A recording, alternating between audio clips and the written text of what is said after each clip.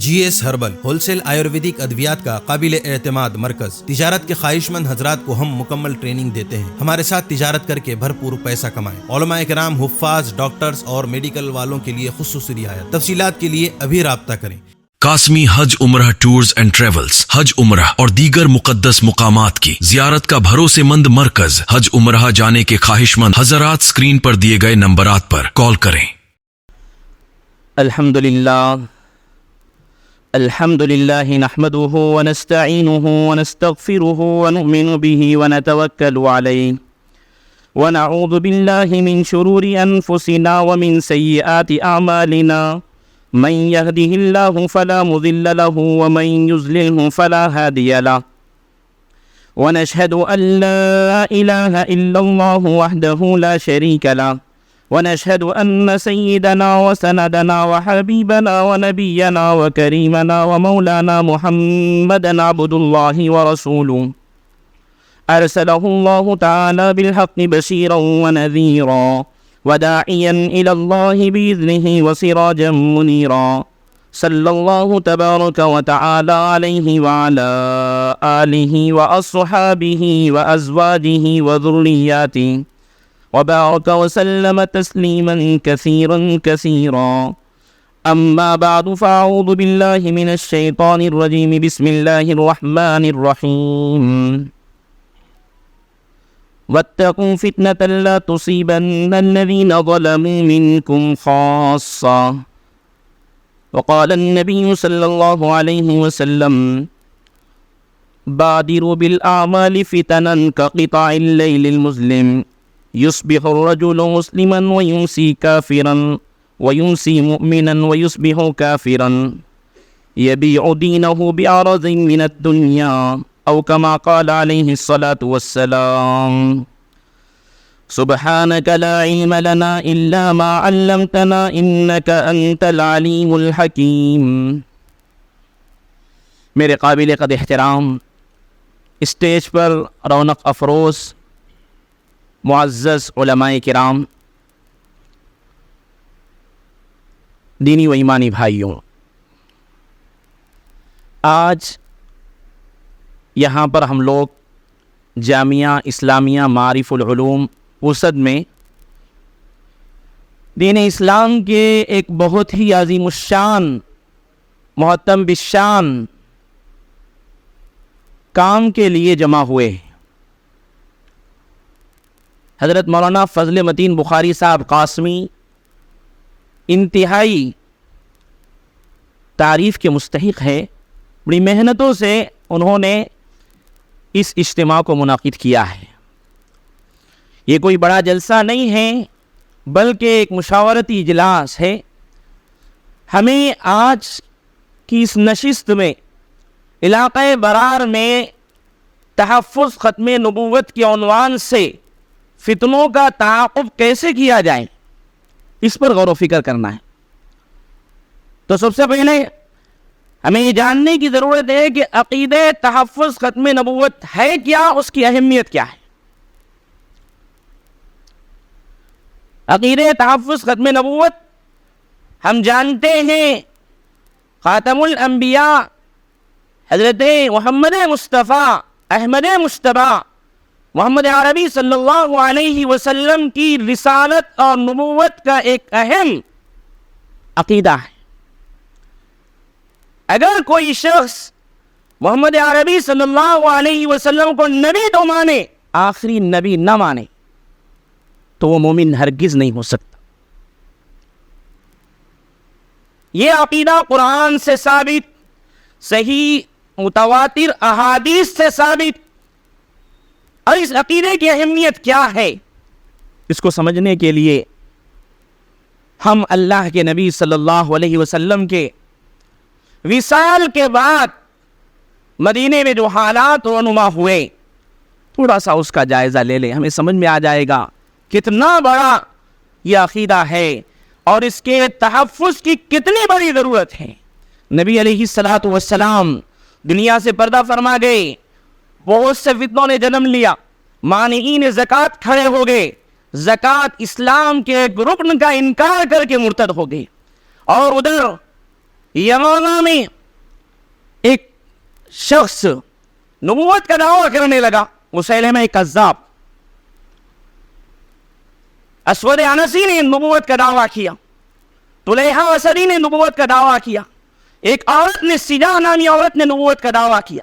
سیدنا ابوبکر صدیق رضی اللہ تعالیٰ عنہ مانعین زکوٰۃ سے نمٹے، اور اس کے بعد سیدنا ابوبکر صدیق رضی اللہ تعالیٰ عنہ نے نبوت کا جھوٹا دعویٰ کرنے والے مسیلمہ کذاب کو کیفر کردار تک پہنچانے کے لیے جنگ یمامہ کا اعلان کیا. اور مدینے میں سیدنا ابوبکر نے اعلان کیا، مدینے میں کوئی شخص نہ رہے، کوئی مرد نہ رہے، چاہے وہ احد کے شرکاء میں سے ہو، چاہے وہ بدر کے شرکاء میں سے ہو. حضرت ابوبکر یہ اعلان کرنے کے بعد منبر پر پھر آئے دوسری مرتبہ، آنکھیں بھیگی ہوئی ہیں، اشک بار ہے. سیدنا ابوبکر صدیق رضی اللہ تعالیٰ نے کہا کوئی مدینے میں شخص باقی نہ رہے، تمام کے تمام جنگ یمامہ کے لیے، بنو حنفیہ سے نکلنے کے لیے، لڑنے کے لیے، ان کا مقابلہ کرنے کے لیے نکل کھڑے ہو. سیدنا ابوبکر نے آگے جملہ کہا، گرچہ ابو بکر کو جنگل کے درندے گھسیٹ کر کیوں نہ لے جائے، تنہا رہنے کی وجہ سے تم لوگ سارے کے سارے نکل پڑو. 13,000 کا لشکر حضرات صحابہ کا جنگ یمامہ کے لیے روانہ ہوا. حضرت علی رضی اللہ تعالیٰ صحابہ فرماتے ہیں اگر حضرت علی رضی اللہ تعالیٰ سیدنا ابو بکر کو نہ روکتے تو حضرت ابو بکر خود تلوار کو بے نیام کر کے نکلنے کے لیے تیار ہو چکے تھے. صحابہ کرام فرماتے ہیں ایسی جنگ ہم نے نہ اس سے پہلے دیکھی نہ اس کے بعد دیکھی، نہ اس کے بعد ایسی جنگ برپا ہوئی. اللہ کے نبی کے نبوت کے اور رسالت کے، ختم نبوت کے عقیدے کی حفاظت کے لیے جنگ یمامہ میں بنو حنفیہ کے 70,000 کفار کے لشکر سے 13,000 مسلمان یمامہ کی جنگ لڑے، جس میں 1200 صحابہ کرام شہید ہوئے. 1200 صحابہ کرام. اسلامی کسی جنگ میں اتنے صحابہ کرام شہید نہیں ہوئے. تمام اسلامی جنگوں کو ہم دیکھیں گے، جائزہ لیں گے تو پتہ چلے گا اتنے زیادہ کسی بھی جنگ میں شہید نہیں ہوئے جتنے جنگ یمامہ میں شہید ہوئے. 1200 صحابہ کرام. اس کا مطلب کیا ہوا؟ اس کا مطلب یہ ہوا سیدنا ابو بکر صدیق رضی اللہ تعالیٰ نے یہ جملہ صرف زبانی جملہ نہیں کہا تھا، ایونقص الدین وانا حی، کہ ابو بکر زندہ رہے، دین میں قطربیون کی جائے، ابو بکر زندہ رہے، ابو بکر کی جان میں جان رہے اور رگوں میں خون کا ایک قطرہ باقی رہے، محمد عربی کے لائے ہوئے دین میں تھوڑی سی بھی کمی بیشی کی جائے، یہ ہو نہیں سکتا. حضرت ابو بکر نے زبانی طور پر یہ جملہ نہیں کہا، عملی طور پر کر کے دکھلایا. اس سے ہمیں سبق ملتا ہے، یہ پیغام ملتا ہے کہ ختم نبوت کا عقیدہ دین کی اساس ہے. ختم نبوت کا عقیدہ اسلام کی روح ہے. جو آدمی ختم نبوت کا کام کرتا ہے بروز حشر نبی علیہ السلام کی شفاعت کا یقینی طور پر حقدار ہے. ختم نبوت کا کام کرنے والا عقید توحید کی حفاظت کرنے والا ہے. ختم نبوت کا کام کرنے والا کلمے کی حفاظت کرنے والا ہے. ختم نبوت کا کام کرنے والا قرآن کی حفاظت کرنے والا ہے. علامہ انور شاہ کشمیری رحمت اللہ علیہ کا مشہور زمانہ جملہ ہمیں یاد ہے. سیدنا علامہ انور شاہ کشمیری رحمت اللہ علیہ نے فرمایا اللہ کی نبی کی نبوت پر ڈاکہ ڈالا جائے اور ہم خاموش رہیں تو گلی کا کتا ہم سے بہتر ہے. اس وجہ سے عقیدہ ختم نبوت کی حفاظت کے لیے اٹھ کھڑے ہونا ہم میں سے ہر ایک کی ذمہ داری ہے. اب علاقوں میں یہ ختم نبوت کے عقیدے کے خلاف جو فتنے پھیل رہے ہیں وہ کس طرح سے پھیل رہے ہیں؟ 100 سال پہلے تو مرزا غلام احمد قادیانی نے پنجاب کے علاقے میں نبوت کا جھوٹا دعویٰ کیا تھا، اور علامہ بدر عالم میٹھے رحمت اللہ علیہ نے لکھا ہے جتنے باطل فرقے پنپتے ہیں اور ان کے جتنے بانیان ہیں وہ لوگ کبھی بھی ڈائریکٹ دعوے نہیں کرتے باطل دعوے، بلکہ انہوں نے بتلایا کہ طریقہ کار یہ ہوتا ہے کہ وہ اپنی ایک فکر بناتے ہیں، پروان چڑھاتے ہیں، اور اس فکر کے لیے قرآن اور حدیث سے دلائل کی آڑ لیتے ہیں۔ یہ باطل کا طریقہ کار ہے۔ اہل حق کا طریقہ کار کیا ہے؟ جو منشے خداوندی ہے، جو منشے رسول ہے، قرآن ہمیں جو فکر دے رہا ہے ہم اس پر فکر لیتے ہیں، خود بخود اس کے نیچے دلائل موجود ہوتے ہیں۔ اہل باطل کا طریقہ یہ ہوتا ہے کہ وہ لوگ پہلے ایک فکر کی بنیاد رکھتے ہیں، پھر اس کے بعد دلائل کی عمارت اس پر تعمیر کرتے ہیں قرآن اور حدیث سے۔ اس وجہ سے ان کی جتنے دلیلیں ہوتی ہیں وہ بوگس دلیلیں ہوتی ہیں اور کمزور دلیلیں ہوتی ہے۔ مرزا غلام احمد قادیانی نے ڈائریکٹ نبوت کا دعویٰ نہیں کیا، جھوٹی نبوت کا۔ سب سے پہلے اس نے مجدد ہونے کا دعویٰ کیا، اس کے بعد اس نے مہدی ہونے کا دعویٰ کیا، اس کے بعد اس نے عیسیٰ ہونے کا دعویٰ کیا، پھر آخر میں اس نے نبی ہونے کا جھوٹا دعویٰ کیا۔ اسی کے طرز پر آج جتنے فتنے ہمارے معاشرے میں بنپ رہے ہیں، شکیلیت کا فتنہ ہو، فیاضیت کا فتنہ ہو، اور اس کے علاوہ جتنی فکری گمراہیاں جنم لے رہی ہیں، ان کا بھی طریقہ کار یہی ہے۔ وہ قرآن سے ڈائریکٹ فکر کو بیان نہیں کرتے، قرآن کی فکر کو، قرآن کے بیان کیے ہوئے نظریات کو بیان نہیں کرتے، اپنے نظریات پر قرآن سے دلائل کو نکال کر زبردستی تھوپتے ہیں اور اس کو لوگوں کے سامنے پیش کرتے ہیں۔ جتنے فتنے رونما ہو رہے ہیں آپ ان کا جائزہ لے لیجئے۔ ان کے باطل ہونے کی سب سے بڑی علامت یہی ہے کہ وہ اپنی افکار کی، اپنے نظریات کی اشاعت کر رہے ہیں، اپنی آئیڈیالوجیز کی اشاعت کر رہے ہیں، قرآن و حدیث کے دلائل کو اس پر صرف چسپاں کر رہے ہیں۔ شکیلیت کا فتنہ یہ بھی یہی کر رہا ہے، فتنے فیاض یہ بھی یہی کر رہا ہے، اور مرزا انجینئر کا فتنہ یہ بھی یہی کر رہا ہے، گور شاہی کا فتنہ یہ بھی یہی کر رہا ہے۔ اس وقت ہمیں کرنے کی کیا ضرورت ہے؟ یہ فتنے کیسے پھیل رہے ہیں؟ جس طرح سے صبح کی پو پھٹتی ہے، پرندے اپنے پیٹ بھرنے کے لیے نکلتے ہیں، تو دنیا میں شیطان اپنے کارندوں کو ایمان پر ڈاکہ ڈالنے کے لیے پھیلا دیتا ہے، ایمان کے لٹیروں کو۔ اب یہ ایمان کے لٹیرے پھر رہے ہیں کالجز میں، یہ ایمان کے لٹیرے پھر رہے ہیں گاؤں گاؤں، دیہات دیہات اور قریہ قریہ جات، پھر کر لوگوں کے ایمان پر ڈاکہ ڈال رہے ہیں۔ کوئی نبوت کا دعویٰ کر رہا ہے، کوئی مہدی ہونے کا دعویٰ کر رہا ہے، جھوٹا دعویٰ، کوئی مسیحیت کا جھوٹا دعویٰ کر رہا ہے عیسیٰ ہونے کا۔ تو ایسے موقع پر سب سے پہلے ہمیں کیا کرنا چاہیے؟ یہ ارتداد کس طرح سے پھیل رہا ہے آج انشاءاللہ ہمارے جو اکابر علماء یہاں پر بیٹھے ہوئے ہیں وہ اس پر تفصیلی گفتگو فرمائیں گے۔ میں اس حوالے سے آپ کے سامنے کیا کام کرنا ہے، 2-3 باتیں آپ کے سامنے رکھوں گا۔ عقیدے ختم نبوت کی حفاظت کا کام کرنا ہے تو ہمیں سب سے پہلے علاقوں کا دورہ کرنا ہوگا، دیہات دیہات، گاؤں گاؤں، بستی بستی، قریہ قریہ گھوم کر ایک جائزہ لینا ہوگا، ایک سروے رپورٹ تیار کرنی ہوگی۔ پھر اس کے بعد عقیدے تحفظ ختم نبوت کی حفاظت کے لیے دیہاتوں میں مکاتب کا قیام یہ بے حد ضروری ہے۔ آج آکسیجن سے زیادہ ضرورت ہے اس کی، مکاتب کے قیام کی۔ حضرت سیدنا عبداللہ بن عباس رضی اللہ تعالی عنہما فرماتے ہیں کہ 3 چیزیں لوگوں میں ضروری ہیں۔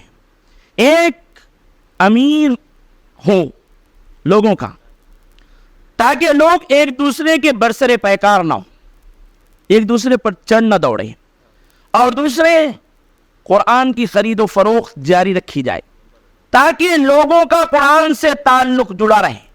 تیسرے، قرآن پڑھانے والے معلمین کو اجرت دی جائے، بغیر اجرت کے کوئی نہ پڑھائے، تاکہ آنے والی نسلیں ایمان پر باقی رہ سکے۔ حضرت سعید بن مسیب رحمۃ اللہ علیہ کسی مکتب کے پاس سے گزرتے تھے تو رک کر کہتے تھے، یہ آج کے بچے کل کے بڑے ہونے والے ہیں، لہذا ان میں جو کام ہو رہا ہے یہ ایمان کی حفاظت کا کام ہو رہا ہے. لہذا اس وقت سب سے اہم کام تحفظ ختم نبوت کے لیے وہ مکاتب کا قیام ہے. دوسرے جو کام ہیں وہ بتلائے جائیں گے، لیکن میں اہم باتیں آپ کو سامنے رکھوں گا. مکاتب کا قیام بے حد ضروری ہے. مکاتب کا قیام کیسے کیا جائے؟ ایک تو مکاتب وہ ہوتے ہیں جو شہروں میں قائم ہیں، منظم مکاتب چل رہے ہیں. ان میں بھی قرآن کی تعلیم دی جاتی ہے، دین کی بنیادی باتیں سکھلائی جاتی ہیں. اب ہمارے اکابر علماء یہ کہہ رہے ہیں کہ عقائد کی تعلیم دی جائے، عقائد کی تعلیم دی جائے. اور علماء کرام بھی اپنے ممبروں سے، اپنے جلسوں کے اسٹیجوں سے جہاں آپ نواقض وضو کو بیان کرتے ہیں وہاں نواقض ایمان کو بھی بیان کیجیے. مکاتب اگر ہوں گے تو کفرستان میں بھی ایمان باقی رہے گا. مکاتب کی طرف اگر توجہ نہیں ہوگی تو ایمانستان میں انسان، ایک ایمان والے کا ایمان خطرے میں پڑ جائے گا. اس وجہ سے اس وقت نواقض وضو، نواقض مفسدات نماز کے ساتھ ساتھ نواقض ایمان، مفسدات ایمان کو بھی بیان کرنے کی ضرورت ہے. مکاتب کیسے قائم کیے جائیں؟ سب سے پہلے دیہاتوں میں مکاتب قائم کرنے کی کوشش کی جائے. اب یہ دیہاتوں کے مکاتب کون قائم کرے؟ جو گاؤں والے ہیں. سب سے پہلے تو ہمارے علماء کرام جو مکتب کے میدان میں ایک زمانے تک انہوں نے زندگی گزار دی، وقف کر دی، وہ کہتے ہیں کہ مکتب نام ہی ہے 4 چیزوں کا. 4 مکتب میں 4 حرف ہے، اس سے 4 لوگوں کی طرف نشاندہی ہوتی ہے جو مکتب کے بڑے ذمہ دار ہیں. مکتب، میم، کاف، تا اور با. میم سے معلم اور کاف سے کمیٹی، تا سے تلمیذ اور با سے باپ یعنی والدین. یہ 4 چیزیں مکمل ذمہ دار، 4 لوگ مکمل ذمہ دار بنیں گے تو مکتب وجود میں آتا ہے. معلم ہو، بہترین پڑھانے والا، اور نگران کمیٹی ہو، پڑھنے والے طلباء ہو. چوتھے نمبر پر والدین اپنے بچوں کی تعلیم کی فکر کرنے والے ہو، پیسہ بھی لگانے والے ہو، وقت بھی لگانے والے ہو اور فکر کرنے والے بھی ہو. تب جا کر مکتب صحیح مکتب بنتا ہے. دیہاتوں میں یہ سب چیزیں کہاں ہو سکتی ہے؟ بہت مشکل ہوگا دیہاتوں میں. دیہات والوں کو تو ہم جا کر یہ کہیں گے تو یہ سب چیزیں ان کے پلے پڑنے والی نہیں. تو جو شہر کے اطراف میں جو دیہات ہے، مواضعات ہے، قریہ جات ہے، اس شہر کے لوگوں کی ذمہ داری ہے، اس شہر کے وارثان نبی کی ذمہ داری ہے، اور اس شہر کے اہل ثروت کی ذمہ داری ہے کہ وہ اپنے قریبی دیہات میں مکتب کو قائم کرنے کی کوشش کریں. مثال کے طور پر پرست کا علاقہ ہے، اطراف میں دیہات بہت سے ہوں گے. ہمارے پاس بھی ایسے ہی الحمدللہ اطراف میں دیہات ہے. تو اگر مجلس تحفظ ختم نبوت موجود ہے تو وہ نہیں تو مدرسے کے ذمہ دار حضرات کی یہ ذمہ داری ہے کہ اپنے مدرسے کے تحت اپنے دیہات کے مکاتب کو قائم کریں. مدرسے کے تحت مجلس تحفظ ختم نبوت ہے تو وہ لوگ کریں گے. دیہات کا دورہ کریں، وہاں کے لوگوں کو سمجھائے. اگر وہ لوگ تیار ہو جائے ہر طرح سے تو بہت اچھی بات ہے. تیار نہیں ہوتے ہیں تو ہمیں یہ ذمہ داری لینا پڑے گا. مکتب کے قیام کے لیے معلم کی تنخواہ طے کی جائے اور کسی شخص کو معلم کے لیے تیار کیا جائے اور بچوں کو وہاں پر قرآن سکھلائی جائے، دین کی بنیادی باتیں سکھلائی جائے اور عقائد پر محنت کی جائے. اس کے لیے مکاتب قائم ہوتے ہیں. علاقے کے سارے علماء سر جوڑ کر بیٹھے اور کتنے دیہات بنتے ہیں جہاں پر مکتب قائم کیا جا سکتا ہے، ان کی کیلکولیٹ کر کے تعداد جب بن جائے تو جتنے ہم اولین مرحلے میں قائم کر سکتے ہیں ان مکاتب کو قائم کریں. اور اس کے لیے اہل ثروت کو پکڑیں، اس لیے کہ ہمارے مالداروں کی دولتیں اور مال شادیوں میں ضائع ہو رہا ہے. پانی کی طرح، چنچوں کی طرح خرچ کیا جا رہا ہے، پانی کی طرح بہایا جا رہا ہے پیسہ. ان کو سمجھایا جائے مال و دولت اللہ کی دی ہوئی نعمت ہے. اگر یہ ختم نبوت کے عقیدے کے تحفظ کے لیے لگ جائے تو کل قیامت کے دن اللہ کے نبی صلی اللہ علیہ وسلم کے سامنے منہ دکھانے کے قابل ہوں گے، ورنہ اللہ کے نبی کو کیا چہرہ دکھلائیں گے ہم. کہ اب نہ کیا دکھلا سکیں گے. ایک ایک مکتب کی ایک مالدار کو اسپانسرشپ دی جائے, کچھ مشکل نہیں ہے, آسان ہے. جب یہ تیار ہو جائے تو مکمل, اگر یہ بھی نہ ہو تو دوسری شکل یہ ہو سکتی ہے جو ہمارے علاقوں میں چل رہی ہے کہ مہینے میں ایک جمعہ مجلس تحفظ ختم نبوت کے لیے مساجد میں دستی فنڈ کیا جاتا ہے. تمام مساجد میں دستی فنڈ کیا جاتا ہے. اس سے جو رقم جمع ہوتی ہے ماہانہ مکتب کے معلمین کی تنخواہیں اس سے ادا کی جاتی ہیں. یہ بھی بہت آسان طریقہ ہے. یہ ہو گیا مکتب کا کام. دوسرا جو کام کرنے کا ہے, جو وقت کی بہت بڑی ضرورت ہے, وہ یہ ہے کہ ہمارے علماء اسلامک اسکول قائم کرنے کی کوشش کریں. اس لیے کہ مدارس میں امت کا جو طبقہ آ رہا ہے وہ کتنے پرسنٹ ہے؟ 3 یا 4% آ رہا ہے. 95% امت کے جو نونہال ہیں وہ اسکولوں میں پڑھ رہے ہیں.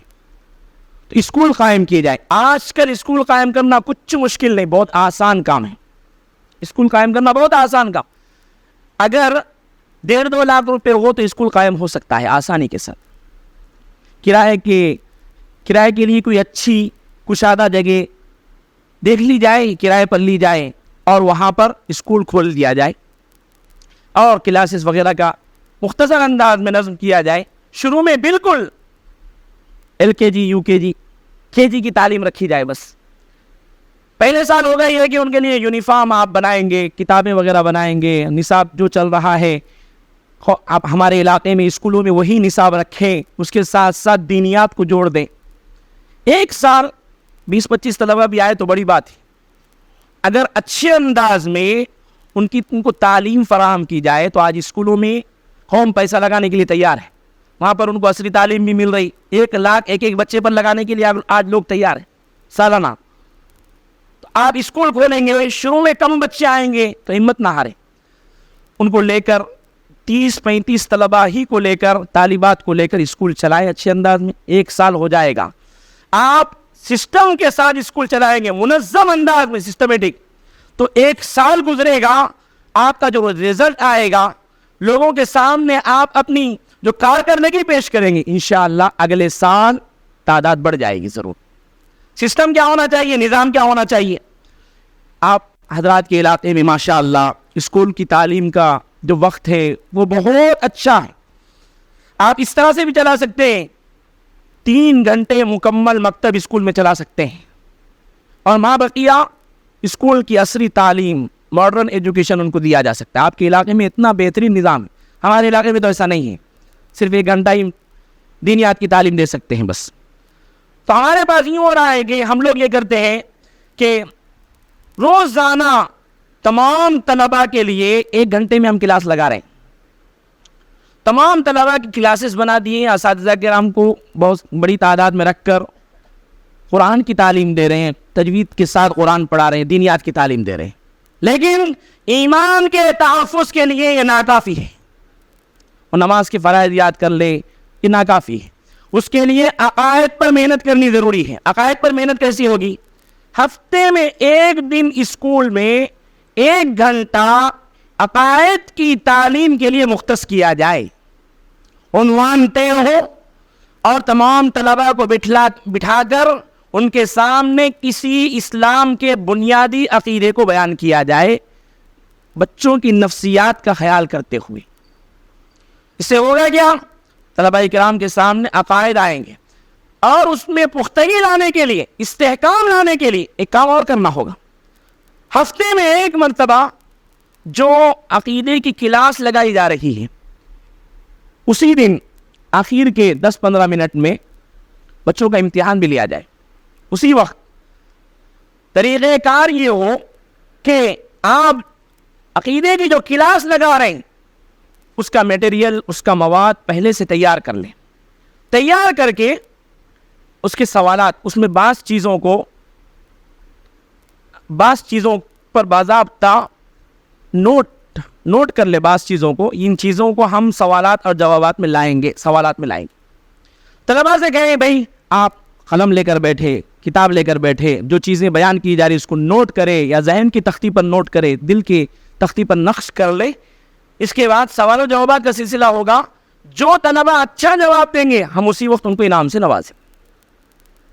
آپ دیکھیے, آپ کی عقیدے کی کلاس دوسرے جو سبجیکٹ ہوں گے ان سبجیکٹ کو پڑھانے کے لیے مددگار بنے گی, مثالی بن جائے گی, ایک آئیڈیل ماڈل نمونہ بن جائے. ایسے اسکولوں میں ہوا ہے. عقیدے کی کلاس کو دیکھ کر اسکول کے دیگر ٹیچرز نے یہی طریقہ, یہی میتھڈ استعمال کیا اور اپنے سبجیکٹ کے لیے پرفیکٹ ہوتے جا رہے ہیں الحمدللہ. بچے عقیدہ بھی مضبوط ہو رہا ہے اور دوسرے سبجیکٹ میں بھی ماشاءاللہ بچے بہترین مظاہرہ کر رہے ہیں, امتحانات میں, ایگزام میں بہترین مارکس لا رہے ہیں الحمدللہ. یہ ایک طریقہ کار. اور تیسرا طریقہ اسکول میں کرنے کا یہ ہوگا, جو اسمبلی ہوتی ہے, جو پریئر ہوتا ہے, اس میں روزانہ اس کو ایسا منظم بنایا جائے کہ اسلامی طرز پر سورہ فاتحہ سے آغاز ہو اور انگریزی میں اس کا ٹرانسلیشن ہو, پھر دعائیں پڑھی جائے مختصر انداز میں 5 منٹ, پھر اس کے بعد کوئی قومی ترانہ پڑھا جائے, اس میں شرکی الفاظ وغیرہ نہ ہو. اس کے بعد 5 منٹ اخلاق کی تعلیم کے لیے کوئی اخلاقی پہلو پر روشنی ڈالی جائے. مہینہ ختم ہوتے ہوتے اخلاقیات کی بچوں کو اچھی خاصی تعلیم ہو جائے گی. یہ تو اسکول کا طریقہ کار ہو گیا. اس اسکول کا طریقہ کار جو آپ قائم کریں گے, اب اسکول قائم نہیں کیے ہیں, علاقے میں دیگر اسکول چل رہے ہیں, جب تک آپ اسکول قائم کریں گے تب تک ہمارے علاقے میں جتنے اسکول ہیں آپ اس میں بھی کام کر سکتے ہیں, آسانی سے کام کر سکتے. اس کا طریقہ کار کیا ہوگا؟ سال میں 3-4 مواقع ایسے آتے ہیں جہاں پر مسلمانوں کے اندر محبت رسول کا جذبہ جوش مارتا ہے, اسلام شریعت کے حوالے سے جذبات سے بھرپور ہوتے ہیں وہ لوگ. ایک تو ربیع الاول کا مہینہ ہوتا ہے. ربیع الاول کے مہینے میں یہ کریں 10 روزہ سیرت نبوی, سیرت النبی صلی اللہ علیہ وسلم مہم بول کر طلبہ میں چلائیے. ایک ایک اسکول کا دورہ کیجیے, وہاں پر اللہ کے نبی کی سیرت کو بیان کیجیے, ساتھ ساتھ عقیدوں کو بھی بیان کیجیے, اور وہی میتھڈ, وہی طریقہ طلبہ کے سامنے اسی وقت انعامات سے ان کو نواز دیجیے. 10 اسکول کا آپ کا دورہ ہوگا, 10 اسکول میں کتنے طلبہ اور طالبات آپ کے ذریعے سے اسلام کو سیکھیں گے, اسلام کی بنیادی باتوں کو سیکھیں گے, عقائد کو سیکھیں گے, آپ اس کا اندازہ نہیں کر سکتے. تیسرا طریقہ, جیسے مولانا نے یہاں پر کتاب لے کر آئی ماشاءاللہ, کوئی سیرت النبی کوئز منعقد کرنا, اسلامی کوئز کے پروگرامز منعقد کرنا, مسابقے منعقد کرنا, اور اسی طرح سے ختم نبوت کوئز کتاب لکھی گئی ہے, اس کو استعمال کر کے اس کے مسابقے منعقد کرنا, اس سے بہترین نتائج برآمد ہوں گے. اور ایک کام جو کرنے کا ہے وہ یہ ہے کہ کالجز کے دورے کیے جائے, اور کالجز کے دورے کر کے کالج کے طلباء اور طالبات میں ہفتہ واری کلاسز یا 15 روزہ کلاسز یا منتھلی کلاسز منعقد کی جائے, عقائد کی بات ان کے درمیان کی جائے. یہ تعلیم یافتہ طبقے کے درمیان تحفظ ختم نبوت کے کام ہو رہا ہے.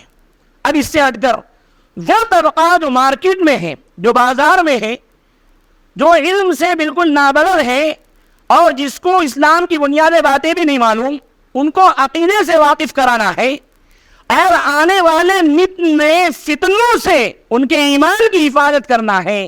تو ایک کام کرنا پڑے گا کہ باضابطہ ایک ٹیم ورک بنائی جائے, جو ٹیم میدان میں اترے, پمفلیٹس تیار کیے جائے مقامی زبان میں, وہ پمفلیٹس ان کو ہاتھ میں تھمائے, اس پمفلیٹ میں کیا ہے موٹے موٹے انداز میں ان کو بتلایا جائے اور ان کو آگاہ کیا جائے, دیکھو آنے والے فتنوں سے اپنے کو بچاؤ اور اپنے آنے والی نسلوں کے ایمان کی حفاظت کرو. اس کے لیے ہمارے پاس کیا کام, پہلی مرتبہ پہلی ملاقات میں آپ نے یہ بیان کیا, ایک پمفلیٹ ان کو تھما دیا, تو وہ خود سیکھے گا اور دوسروں تک وہ پہنچائے گا. پھر دوسری ملاقات میں آپ اس کو اپنے کام سے واقف کروائیے.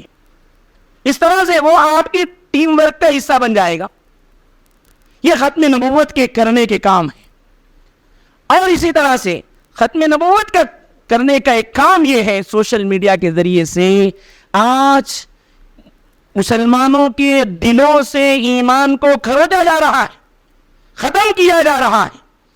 حضرت مولانا خلیل الرحمن سجاد نعمانی دامت برکاتہم نے کہا ہے کتنے ایسے کالجز میں پڑھنے والے بچیاں ہیں، بچے ہیں، طلبہ ہیں، طالبات ہیں جو جی رہے ہیں مسلمانوں کے معاشرے میں، مسلمانوں کی سوسائٹی میں، وہ نماز بھی پڑھتے ہیں، وہ روزہ بھی رکھتے ہیں، وہ اپنے مال کو اللہ کے راستے میں خرچہ بھی کرتے ہیں، لیکن دنیا سے جا رہے ہیں۔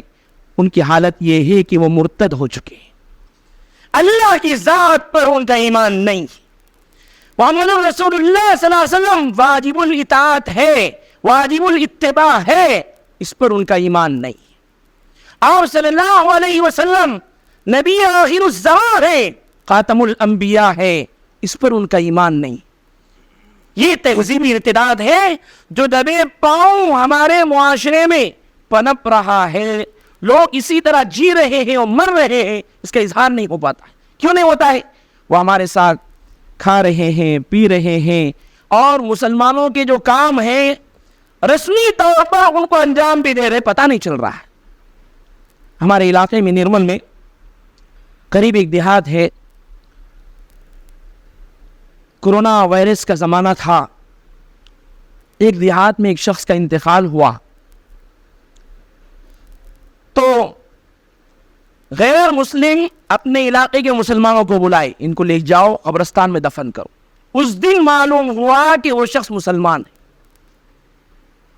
حالانکہ 38 سال ہو گئے آندھرا سے وہ شخص آ کر یہاں بس کر، 38 سال کا عرصہ گزر گیا۔ ان لوگوں کی بود و داش، ان لوگوں کا رہن سہن، ان لوگوں کے تہوار غیر مسلموں کے جیسے، ان کو کوئی جانتا ہی نہیں تھا، وہ تھے بھی غیر مسلموں کے گھروں کے بالکل بیچوں بیچ ان کا گھر تھا۔ جب ان کا انتقال ہوا تب پتا چلا کہ غیر مسلموں کی بستی میں ایک بستی ہمارے مسلم بھائی کی بھی ہے۔ اس کے بعد ان کے بچوں میں محنتیں شروع کی گئی۔ تو میرے بھائیوں، ایک شخص کا اس طرح سے اٹھ جانا ہمارے درمیان میں سے کتنی افسوس کی بات ہے، آپ اندازہ نہیں کر سکتے۔ اس یہاں پر تحفظ ختم نبوت، عقیدہ ختم نبوت کا کام حمر النام، سرخ اونٹوں کے انعام سے افضل ہے۔ اس وجہ سے ہمیں تحفظ ختم نبوت کے لیے سنجیدہ ہونے کی ضرورت ہے۔ جو لوگ مسجدوں میں کام کرتے ہیں، مدرسوں کی چار دیواری میں کام کرتے ہیں، باہر کیا چل رہا ہے، حالات کتنے سنگین ہیں، اس کا اندازہ نہیں کر سکتے ہیں۔ کتنے بچیاں ہیں جو کو ایجوکیشن کی وجہ سے، مخلوط تعلیم کی وجہ سے غیر مسلموں سے روابط کر رہی ہے، غیر مسلم ان کو اپنی جال میں پھانس رہے ہیں۔ حضرت مولانا الیاس ندوی بھٹکلی دامت برکاتہم نے ایک واقعہ لکھا ہے، تازہ ترین واقعہ بقرعید کے زمانے کا واقعہ ہے۔ ایک شخص نے کالج میں پڑھنے والی طالبہ سے کہا کہ میں مسلمان ہوں، اور اپنا نام مسلمانوں والا نہ بتلایا، اور اس سے دونوں کے درمیان تعلقات بنے، شادی تک بات آ پہنچی۔ جس دن وہ لوگ کورٹ میرج کرنے کے لیے کورٹ میں پہنچے، اس شخص نے کاغذات میں اپنا نام غیر مسلم کا نام لکھایا، تب اس طالبہ، اس اسٹوڈنٹ بچی کے پیروں تلے زمین نکل گئی۔ اس کو جب اندازہ ہوا یہ تو غیر مسلم ہے، اور اس وقت تک وہ بچی پریگننٹ بھی ہو چکی تھی۔ تو اس کے گھر والوں نے کہا غیر مسلم شخص کے، اب تمہارے پیٹ میں بچہ ہے، چاہے تو تم ہمارے ساتھ ہمارے مذہب میں آ کر شادی کرو، یا نہیں تو اسی حالت میں اپنے گھر واپس ہو جاؤ۔ یہ عالم ہے۔ اور آج ہمارے اسکولوں میں جو نصاب تعلیم پڑھایا جا رہا ہے وہ زہریلا نصاب ہے، اتنا زہریلا نصاب ہے اس کا اندازہ نہیں کر سکتے۔ کیسے کیسے مضامین اس میں شامل کیے گئے، کیسا کیسا مواد اس میں پڑھایا جا رہا ہے۔ بچوں کے ذہنوں میں دیوی دیوتاؤں کی تصویریں بٹھائی جا رہی ہیں، مسلم سلاطین کے حوالے سے ظالمانہ کردار ان کے سامنے رکھا جا رہا ہے، ظالم بنا کر پیش کیا جا رہا ہے مسلم سلاطین کو۔ یہ نصاب اور جدید تعلیمی پالیسی جو آئی ہے وہ تو ایسی ہے. حضرت مولانا عبدالقوی صاحب دامت برکاتہم فرماتے ہیں جدید تعلیمی پالیسی جب آ جائے گی اس وقت تو گھر گھر مکتب قائم ہونا ضروری ہے, ہر گھر میں مکتب قائم ہونا ضروری ہے, اور عقائد کی تعلیم اعمال سے زیادہ دینا ضروری ہے. اعمال کی اصلاح سے زیادہ ایمان کے تحفظ کی فکر کرنی ضروری ہوگی. ایک بچہ بنگلور کا واقعہ مفتی شیب اللہ خان صاحب نے لکھا ہے. اس کی ٹیچر نے کہا, رمضان کا مہینہ تھا, وہ روزے سے تھا, تو ٹیچر نے کہا بیٹا روزہ کوئی ضروری نہیں ہے, بھوک پیاس رہ کر اپنے آپ کو اس طرح سے بھوکا پیاسا رکھنا اپنے آپ پر ظلم ہے. چھوٹا بچہ ہے, اس کے ذہن کی تختی پر یہ بات بیٹھ گئی, اس نے انکار کر دیا روزے کا, اسلام کے ایک فرض کا انکار کر دیا. اسکول سے واپس ہو رہا تھا, ایکسیڈنٹ ہوا, اسی ایکسیڈنٹ میں وہ بچہ مر گیا. تو میرے بھائیوں, بچوں کو انکار کے فلسفے پر لایا جا رہا ہے, اللہ کا انکار, رسول کا انکار. اس وجہ سے ہمیں اس وقت تحفظ ختم نبوت کے لیے جو باتیں ٹوٹے پھوٹے انداز میں بیان کی گئی ہے, اس کے لیے سنجیدہ ہونے کی ضرورت ہے. اللہ تبارک و تعالی جو باتیں کہی گئی ہے اس پر مجھ کو بھی عمل کرنے کی توفیق عطا فرمائے, ہم سب کو اس کے لیے عمل کی توفیق عطا فرمائے. وآخر دعوانا ان الحمد للہ رب العالمین.